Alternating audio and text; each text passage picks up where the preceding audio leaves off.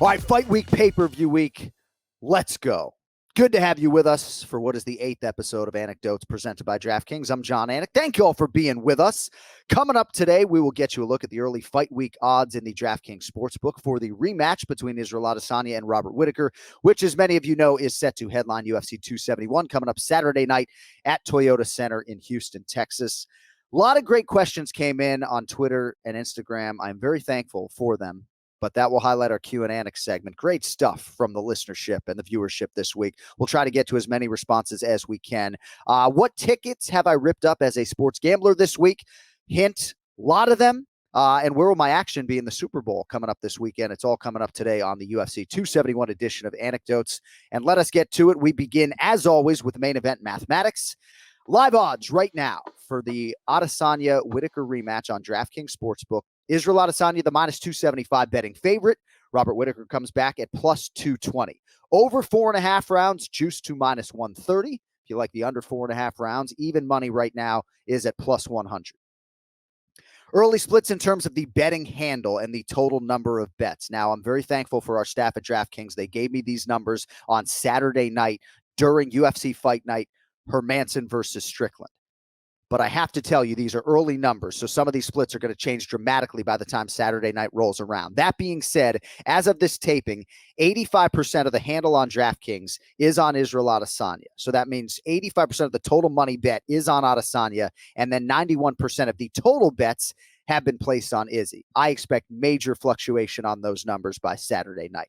It does sort of dovetail, though, with what we saw in the first meeting between these two fighters in terms of the odds and the handle. So let me take you there real quickly. It was UFC 243, October of 2019 in Australia. Robert Whittaker opened minus 185 as the betting favorite or so. Adesanya was the plus 160 underdog. Whittaker had won 9 fights in a row. But the betting public was all over the undefeated challenger, so much so that in most spots, Israel Adesanya actually ended up closing as a slight betting favorite, despite opening as a plus 160 underdog. That's pretty incredible. And lastly, I'll just tell you on the main event, if my research is accurate, Adesanya has never closed as an underdog in his UFC career. And that's going to go unchanged this weekend. He's about 3-1 right now. And I'd imagine that he'll stay pretty close to that number. If you are curious on the co-main event, Derek Lewis is the minus 180 betting favorite. Tai Tuivasa comes back at plus 155. The Black Beast, Derek Lewis, has received 80% of the betting handle thus far and 54% of the total action on that fight.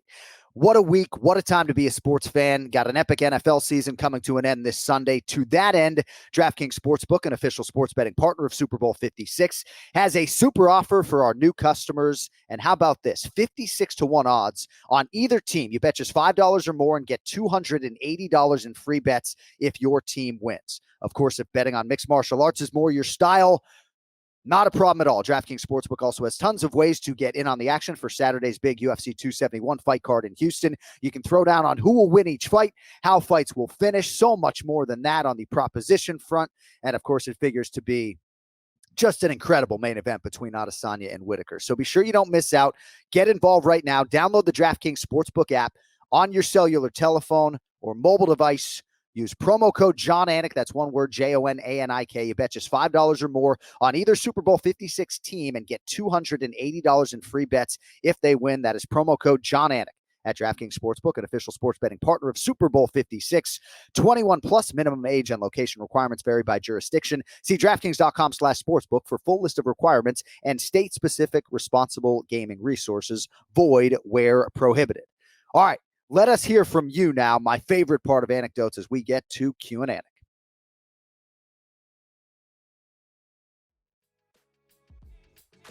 All right, so with that, we call on the producer of Anecdotes, television's Cody Merrow. Hi, Cody.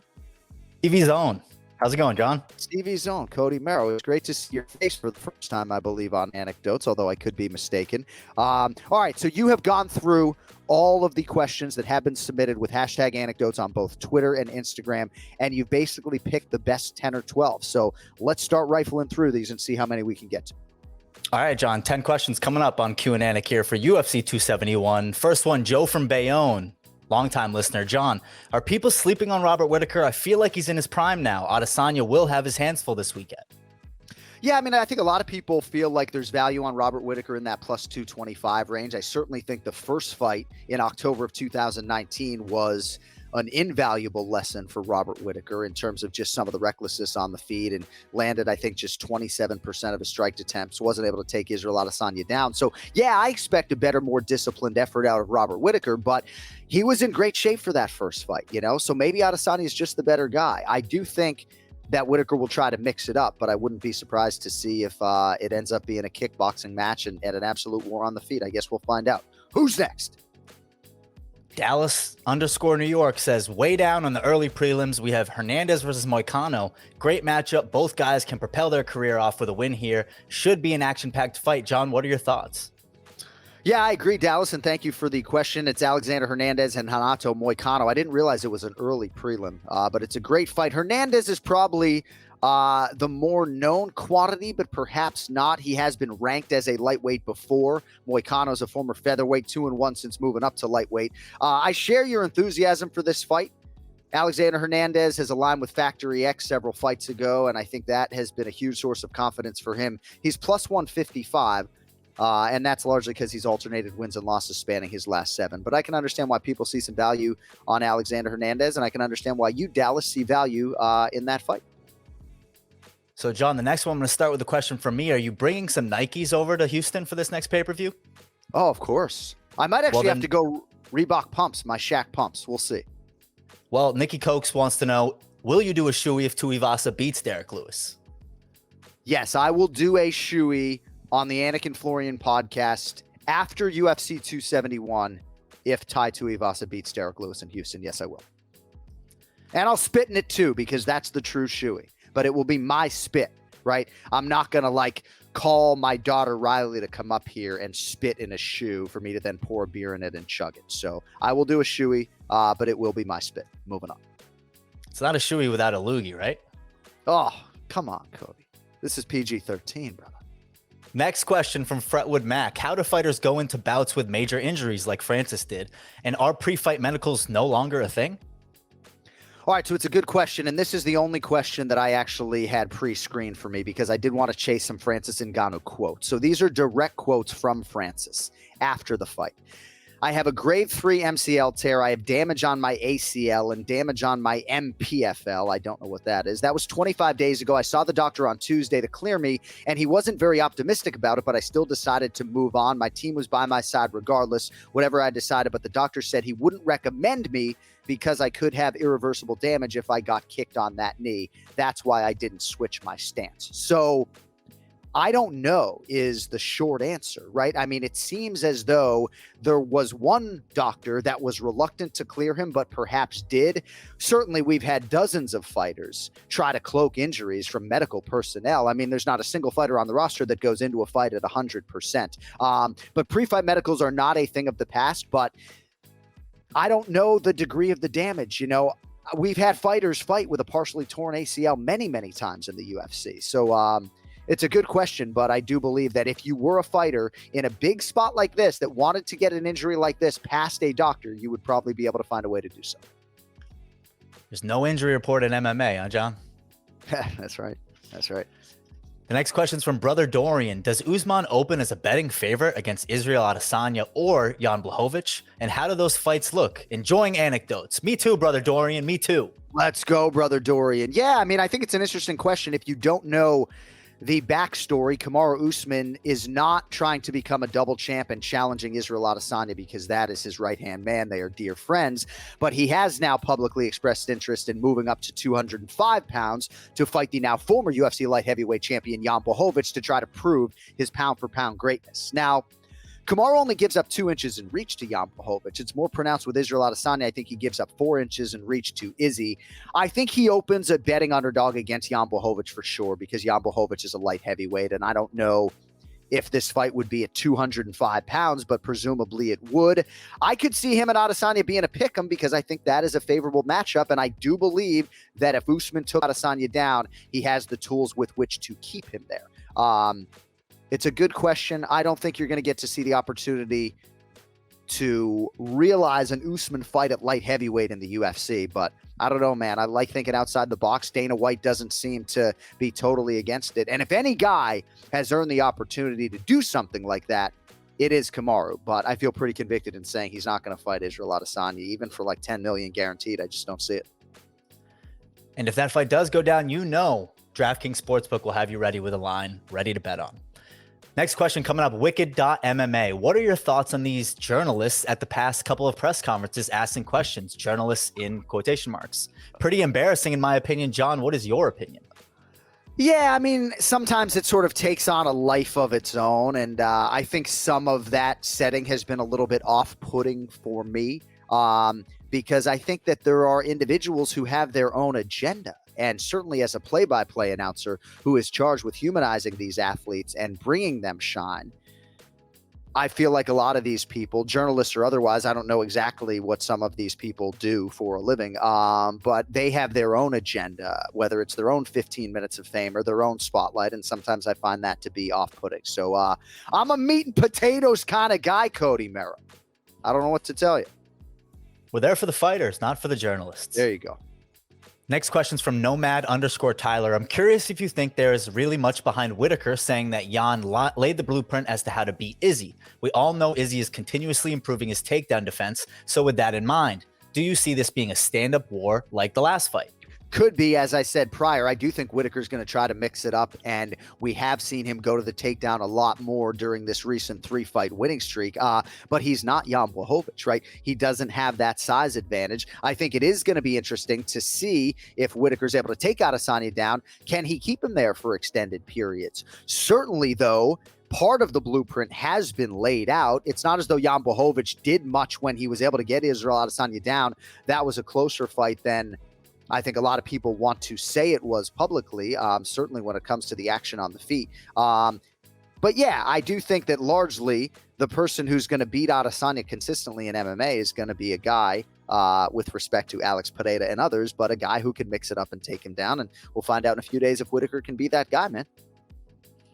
3 more coming down with anecdotes from Q&Anik. Make sure to use that hashtag anecdotes for the next episode.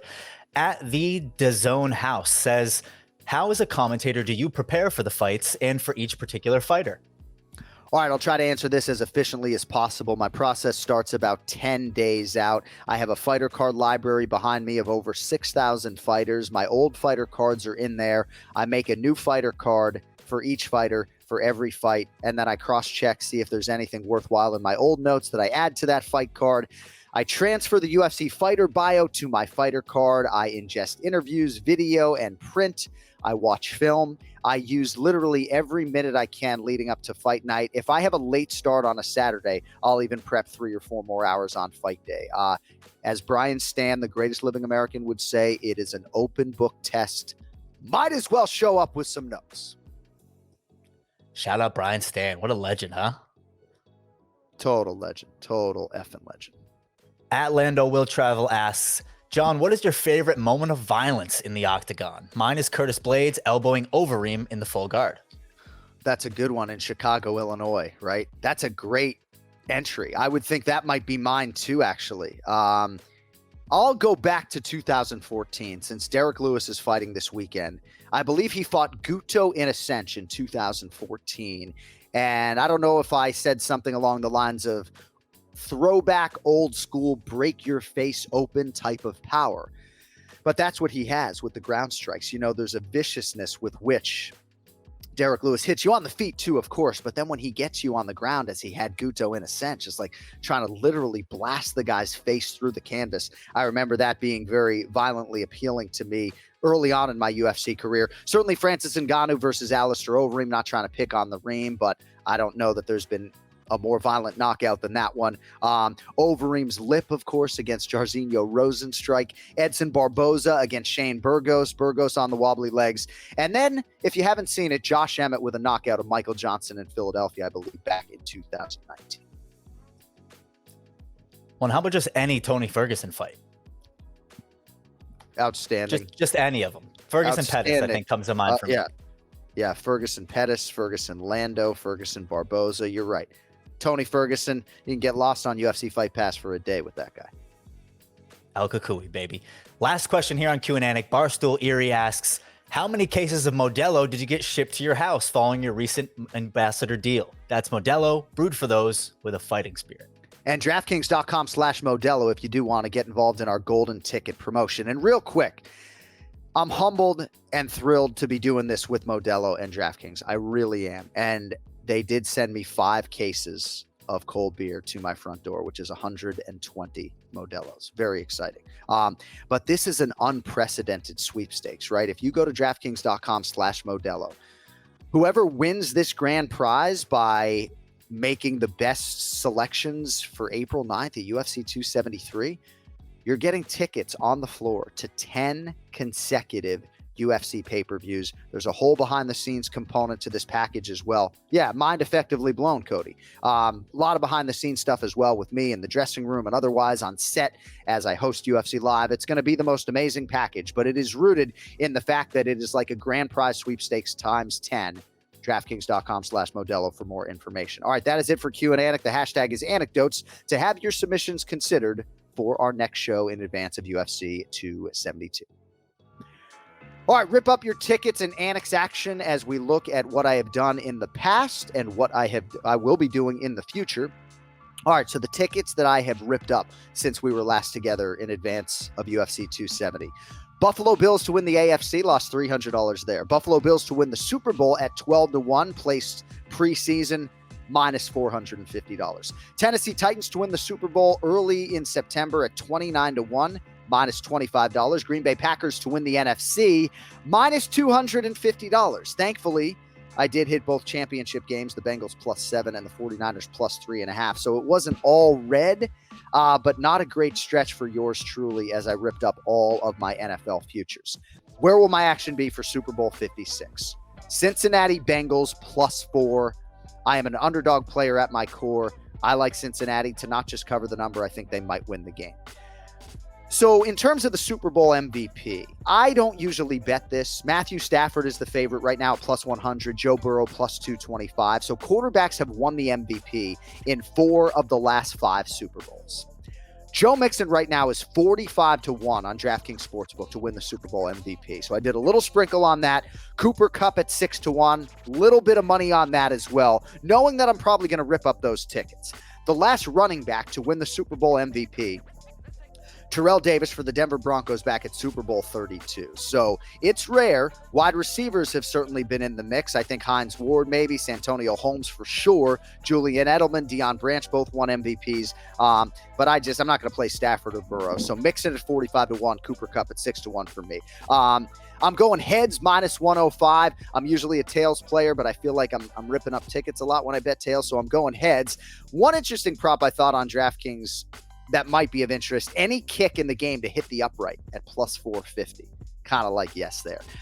Joe Mixon, anytime touchdown, minus 105 will be a play. Sony Michel, anytime touchdown at +240. And then the Cooper Kupp props.